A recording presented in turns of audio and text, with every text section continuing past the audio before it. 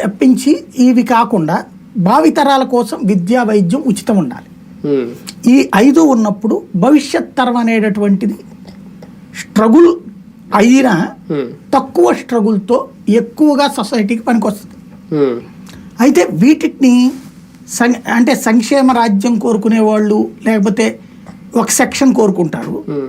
మిగతా సెక్షన్ ఏమంటారంటే ఇట్లాగా ఇవ్వడం వల్ల వాళ్ళందరూ అంతా చదువుకున్న వాళ్ళు అయితే అందరూ హైదరాబాదు సాఫ్ట్వేరు హైటెక్ సిటీలు బెంగళూరులు చెన్నైలు అంటే ఇక్కడ మన ఇంటి దగ్గర పనిచేయడానికి కూలోడు ఎట్టా దొరుకుతాడు, పని మనిషి ఎట్టా దొరుకుతుంది, హౌస్ కీపింగ్ స్టాఫ్ ఎట్టా దొరుకుతారు.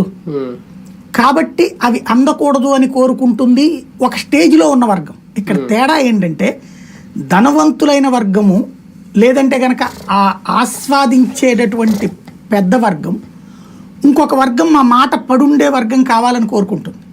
ఈ రెండింటి మధ్యన గ్యాపే సొసైటీ. ఈ పాలసీలు కూడా అదే. ఇప్పుడు చంద్రబాబు ఫార్ములా జగన్ ఫార్ములాకి తేడా ఏంటంటే ఈ జగన్ కానీ రాజశేఖర రెడ్డి కానీ పేదవాడు అన్న దృక్పథంలో చూస్తారు, వీళ్ళు పేదవాడు కూడా ఉండాలన్న దృక్పథంలో చూస్తారు. అది తేడా ఇప్పుడు జరిగేది. కానీ అంటే ఇప్పుడు ఒక ఆరోగ్యశ్రీ లాంటిది ఉంది, మనకి ఆరోగ్యం బాగపోతే ప్రభుత్వం పెట్టుకుని వైద్యం చేయించడం వేరు, నేరుగా 1 లక్ష రూపాయలు మన అకౌంట్లో వేసుకుని మీకు ఆరోగ్యం బాగాలేనప్పుడు వైద్యం చేయించుకోవడం అనేది వేరు. ఇక్కడ ఉచితానికి సంక్షేమానికి మనం చూసే డిఫరెన్స్ అదే కదా.